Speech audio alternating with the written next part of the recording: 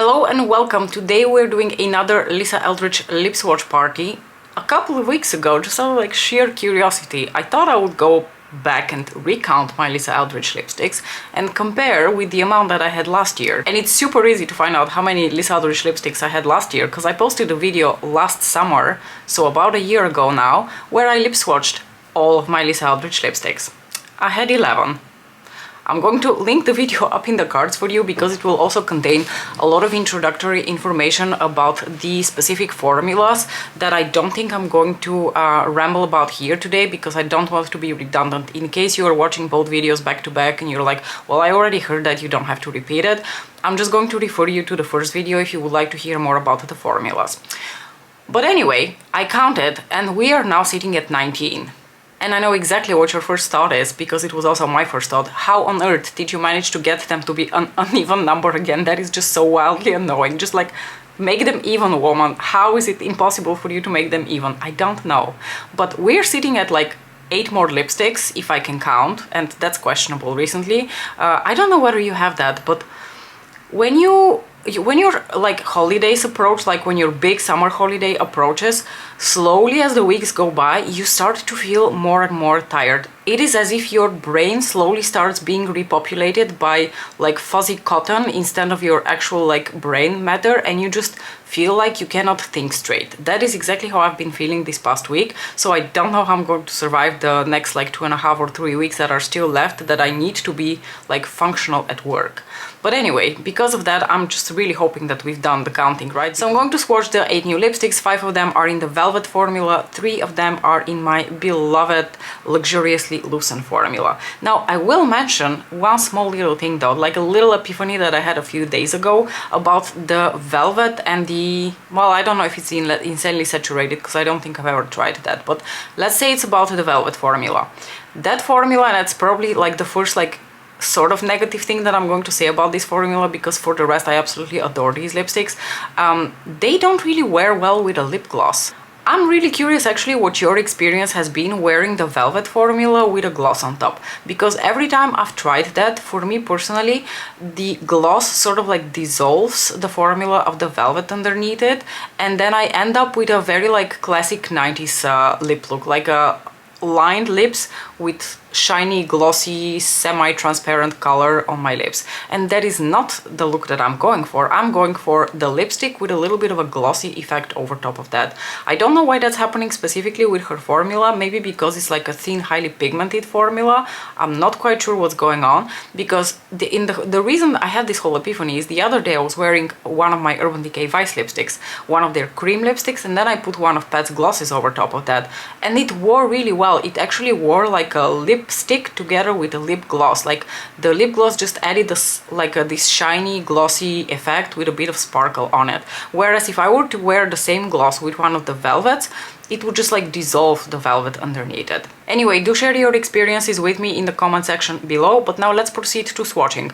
Just like last year, I'm going to start with the Luxuriously Lucent, which is the creamy, shiny formula that comes off much more easily off the lips, and then we're going to do the Velvets. The first color, and I'm going to do it just like I did last year, I'm going to apply one swipe so that you can see how the color looks like when it's just applied as a very light stain, and then I'm going to build it up to more fuller pigmentation. The first one that I have grabbed here is actually the newest Luxuriously Lucent that I have in my collection. This is the shade Painterly. Also, I'm not going to use a lip liner, so you will excuse the wonkiness of the lip lines and all. So here you have Painterly with just like one light swipe with like a very sheer, just like a hint of color to it. And now let's build it up.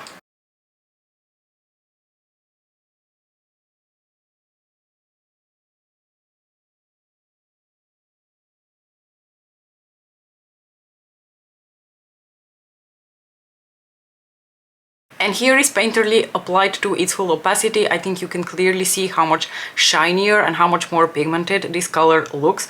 And the reason I really love this color is because I consider it to be the Luxuriously Lucent version of Velvet Blush, and we're going to talk about Velvet Blush later. It's probably going to be the last lipstick that I swatched today because I want to wear it the rest of the day. But I have fallen head over heels with the beautiful, like, rosewoody tones of Velvet Blush, and I'm just so happy to have sort of like a corresponding color of that in the Luxuriously Lucent formula. I think this is such a beautiful, like, flattering color with like slightly rosewoody, slightly chocolatey tones to it. I can't imagine this color not looking flattering on a bunch of different tones and undertones and depths of skin tone. So I just think this is such a beautiful nude. Something that I truly enjoy about Lisa Eldridge, and I think I've come to enjoy more in this past year, the way she does undertones and like how flattering they look.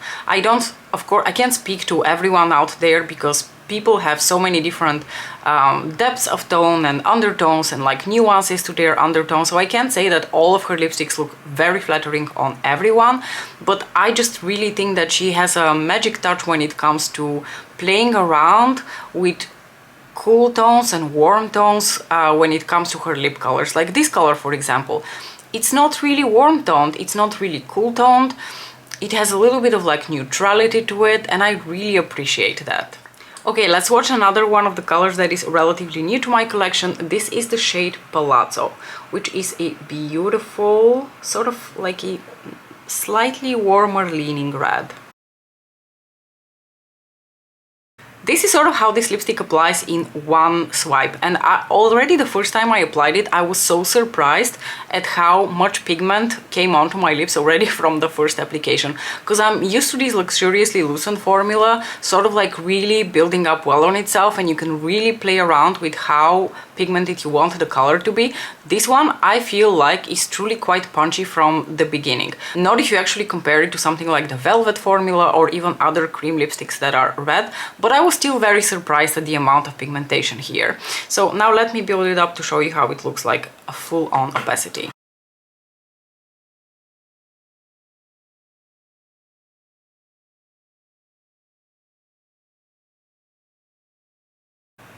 I mean, isn't that just gorgeous? What a beautiful shade of red. And that's coming from someone who has like 1,000,001 different shades of red in all sorts of different formulas. I think this just has a uniqueness to it. I don't know how to describe it. There is a little bit of like warmth to the tones of this lipstick, but at the same time I wouldn't call it necessarily a warm toned red. I also wouldn't call it like a more classic blue based red, because that's not what it is. But it has just like a neutrality of its own, a balance in the tones that is just so flattering. I love this lipstick. I didn't buy it originally when it released, even though usually red lipstick is the first thing that I pay attention to when a new line of lipsticks is released, because red is like my comfort color. Like what nudes are to other people, red is to me. I really love red lipsticks, and this is just gorgeous. I don't know why I waited a whole year to purchase it. It's absolutely beautiful. Also, I just had an epiphany that I would like to share with you, because I really truly can't count. But I forgot a very important little detail. I totally forgot that I actually decluttered Rainbow Spill, one of the Insanely Saturated lipsticks, in the beginning of this year. I gave it away to my mom-in-law, who I think looks so much better, and like pinks flatter her so much more. As far as you know, flattering pinks, Rainbow Spill was really up there, and it looked quite flattering on me, but realistically speaking, I wasn't going to wear it more than once a year. So actually, if we are to count the true amount of lipsticks that I have purchased, it is 20. And today we're going to talk about 9 lipsticks, because I totally forgot about Bloom. Meaning that for those of you who got pretty neurotic about an uneven amount of lipsticks on the thumbnail, I'm going to have to put a 10th one just so your brain doesn't explode.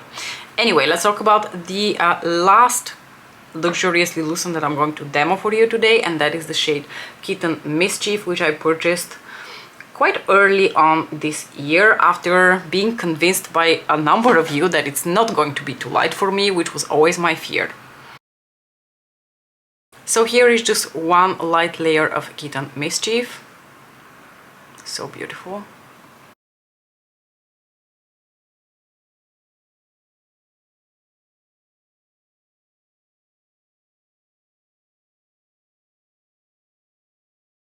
Thank you to all of you who convinced me to buy this lipstick, because it has turned into my favorite peachy pink nude on my skin tone.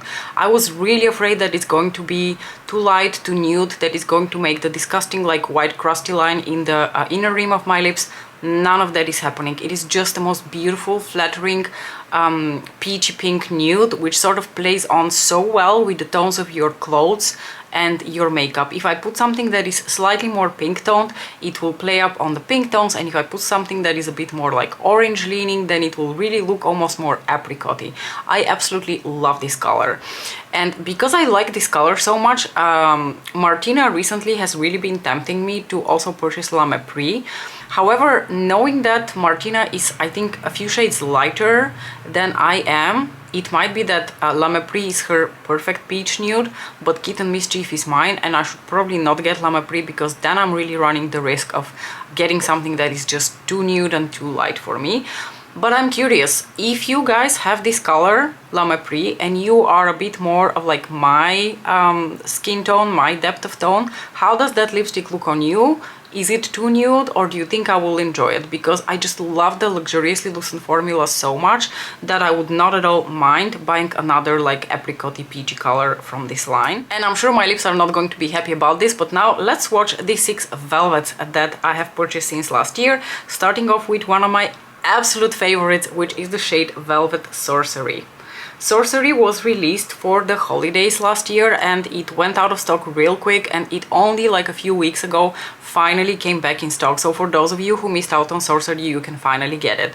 And Sorcery is probably one of the few colors where I can tell you, I think for a fact, that you truly see the magic touch of Lisa Eldridge when it comes to creating flattering, interesting tones of lipstick that are just so unique. Sorcery is one of those like extremely unique colors that I promise you, you do not have.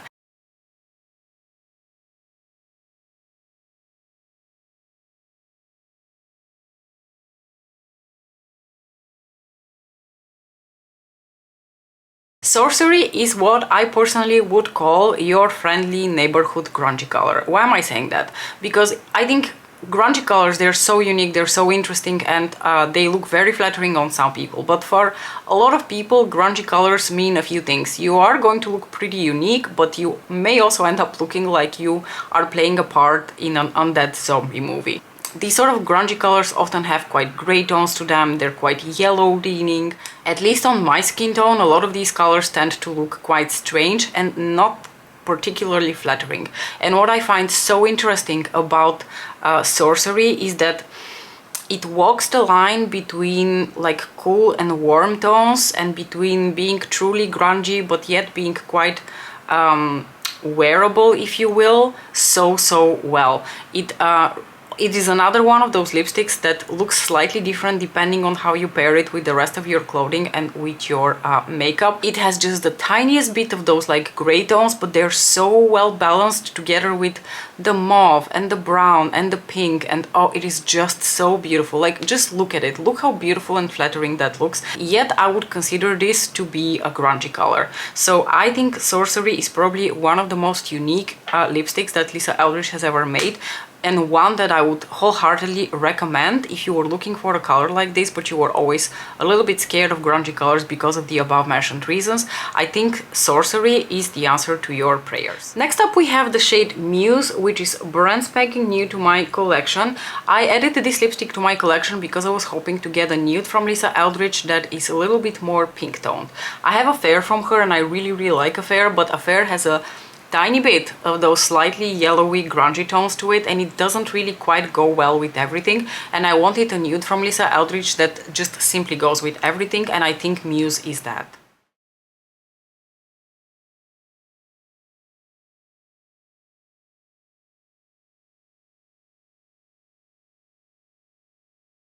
It is essentially My Lips but better. There is really not much more to say about this lipstick except for, yeah, it is the classic MLBB color for me. It has a little bit of depth, so it is not too nude on my lips. I think that she has somewhat more, you know, lighter leaning nudes in her collection, and I really wasn't going for that. I wanted something that still has a little bit of depth to it, and I think this is just perfect. I think this is the kind of lipstick that you can mindlessly throw on with pretty much any look, and it will complement the look really nicely. Now let's talk about the other holiday release lipstick that came out together with Sorcery. This is the shade Velvet Duchess.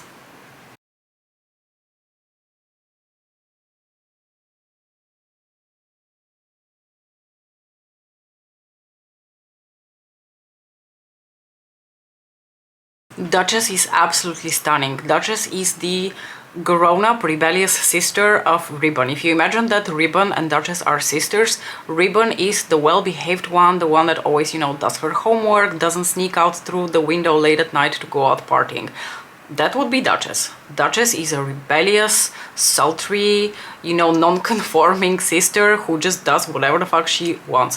What a beautiful, gorgeous red. It has a hint of like berryness to it, but without being too purple, and it just looks so incredibly classy on the lips. If you're looking for like a more vampy version of a red lipstick, something that truly wears so well in the fall and winter months, then Duchess is the lipstick for you. If you're looking for like a more classic vibrant red, then definitely go for Ribbon. Ribbon is an exceptional lipstick. It is my favorite red lipstick in my whole red lipstick collection, and that says a lot coming from someone who really loves to buy red lipstick. But Duchess, there is just something so special about this color. I really, really love it. Let's talk about another lipstick that I originally wasn't planning on buying and that I ended up falling head over heels with in the past couple of months, and that is the shade Velvet Rain.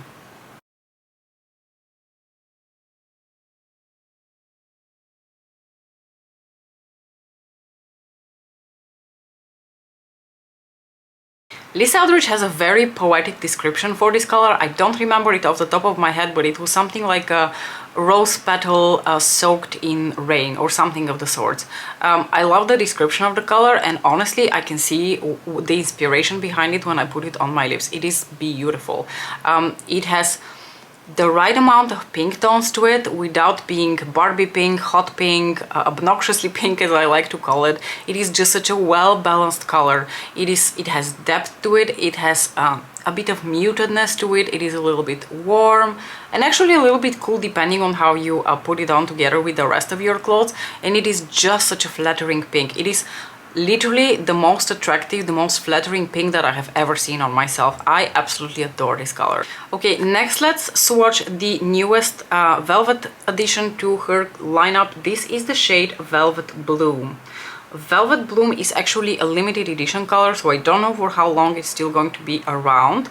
I've done a whole video swatching this color. I've also done a whole look surrounding this color, and this is probably the moment to say before I forget it that now I have a Lisa Eldridge playlist on my channel, so I think you can find pretty much most of my Lisa Eldridge videos that were not already in a playlist of their own in this playlist, so it's quite easy to find all of my Lisa Eldridge videos.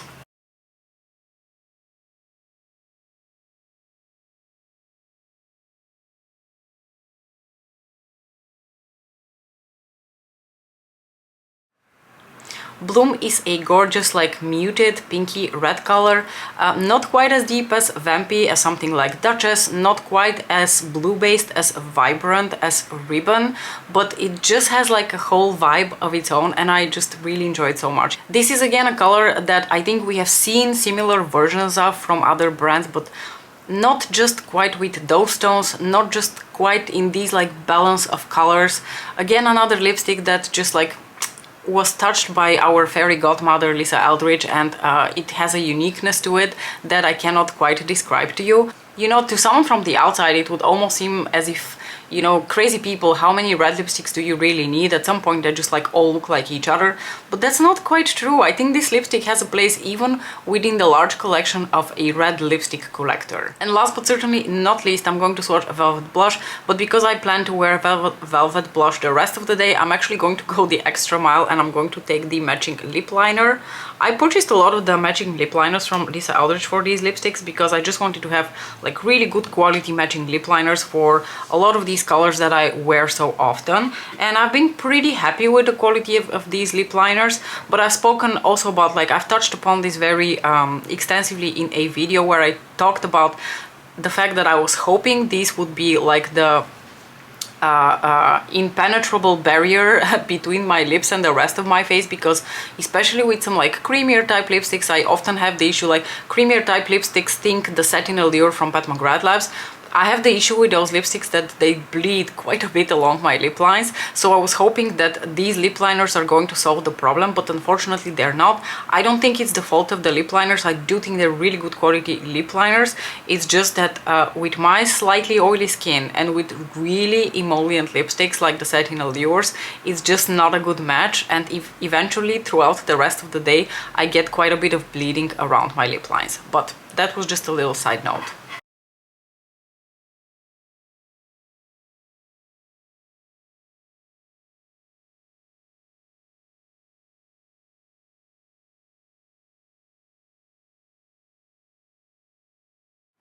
Oh, this color that I resisted for such a long time, and I blame Lisa Eldridge for that. She described this color on her website as some sort of like a berry toned lipstick, and I am not super into berry tones. I decluttered a bunch of my berry toned lipsticks because, not that I don't find them flattering on me, I'm just like not super into those tones. I don't wear them too much, so I didn't really feel the need to add yet another berry toned lipstick when I had already decluttered a bunch of them.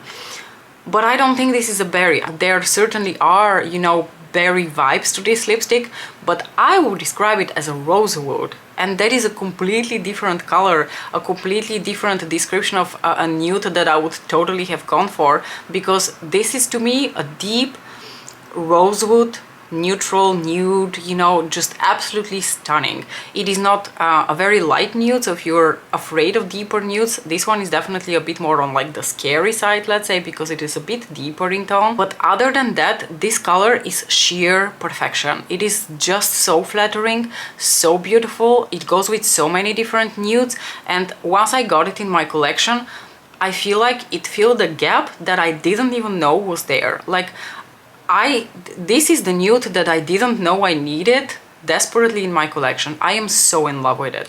Okay, this was really fun. I hope we don't see each other again next year, because that would imply that I've purchased another bunch of Lisa Eldridge lipsticks. I think for now I'm safe because she's gone down the route of liquid lipsticks. She just recently released her Velveteens, and right now I have no interest in purchasing liquid lipsticks, because I still vividly remember how much I hated liquid lipsticks and how messy they were and how drying and all of that. And I want to also say, I'm sure if someone can make a good liquid lipstick, it is Lisa Eldridge, but I will wait to see reviews. I will wait to see. One of my friends actually bought one of these Velveteens. I'm really curious what she's going to say about it.